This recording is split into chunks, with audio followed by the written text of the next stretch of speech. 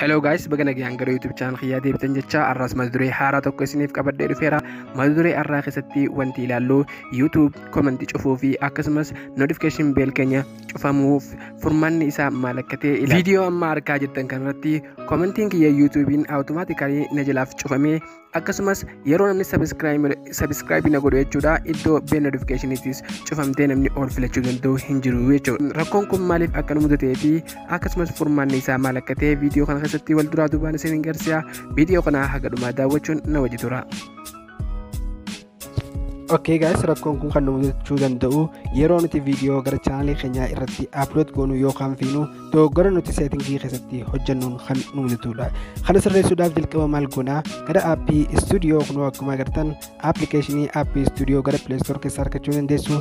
Karaa gabaabaadhaan aappicha ni seenna jechuudha. Yeroon aappicha seenu kallattumaan gara keessa YouTube channel kiyyaatti na dabarsaa jechuudha. Haala kanaan dirqama warri haaraa taatan login godhuu qabdan jechuudha. Channelii keessan kan rakkoon itti uumisan erga haala kanaan naafitee amma gaddeemee iddoo content kan jedhu ni ilaalaa jechuudha. Mallattoo viidiyoo kana jechuudha. Iddoo kana ni cuqaasa. Yeroon haala kanaan iddoo content kan gama jalaa irratti cuqaasu haala kanaan viidiyoo kiyya maranaa tarreessaa jechuudha. Amma viidiyoo kana keessatti maal ilaala? Viidiyoo restrict ta'ee jiruun ilaalaa jechuudha. Fakkeenyaaf viidiyoo jalqabaa kana irratti yeroo ilaaltan yes it is made for kids kan jedhu ni jira jechuudha. Viidiyoo ijoolleef qopheeffamedha jechuudha. Yeroo yes it is made for kids filanne kallattumaa YouTube commentii fi bell cufuu danda'a. Fakkeenyaaf viidiyoo jalqabaa kana yeroon banu haala kanaan naaf bana akkasuma iddoo restriction gizee ilaaltan yes it is no made for kids kan jedhudha jechuudha.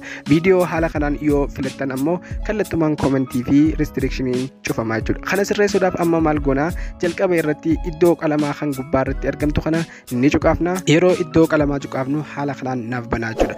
Amma maaliin filadhaa as keessatti iddoo audience kan jettu kana niin filadhaa jechuudha. Fakkeenyaaf kunoo akkuma agartan viidiyoon kun yes it is made for kids kan jedhu kan ijoolleetii ta'e jechuudha.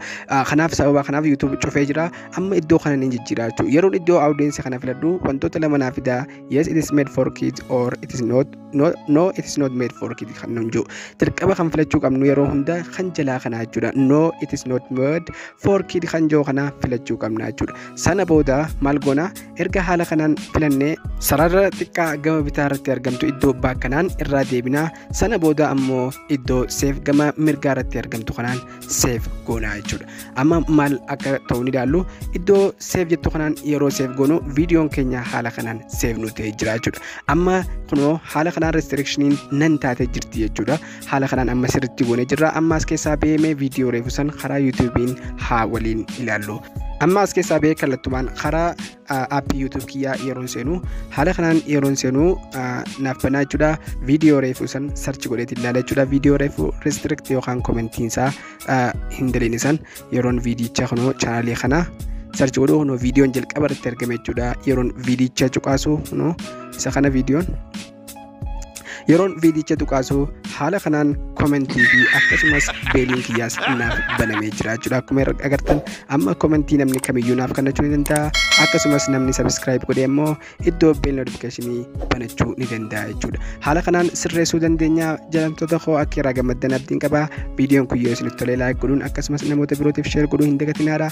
Yaadas ta'ee gaafii kamiyyuu karaa commentii irratti naa qotuu hin dagatinaa. Akkasumas channel kanaaf haaraa yoo taatan subscribe godhuun akkasumas iddoo bell notificationii kana banachuu hin dagatinaa.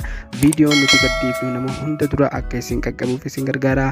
Waan daawwattaniif galatoomaa baay'ee galatoomaa. Haga viidiyoo biraatiin walitti deemnutti nagayaan tura.